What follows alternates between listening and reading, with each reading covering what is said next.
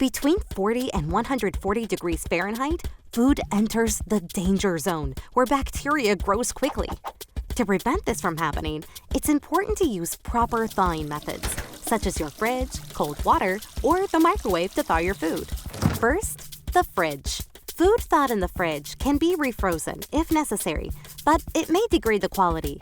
The lower the temperature of your fridge, the longer it will take to thaw. Large items like a pork roast take 24 hours per 5 pounds of weight. Even small frozen proteins can take 24 hours to fully thaw. Meats defrosted in the fridge can remain in the fridge for 1 to 2 days prior to use. Now let's talk cold water. Use this method only if food is in a waterproof wrapping, like a zip-closed bag. A leak in the bag can contaminate the food. Submerge the bagged food in cold water only, changing the water every 30 minutes to maintain a steady low temperature.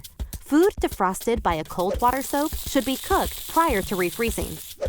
Finally, the microwave method.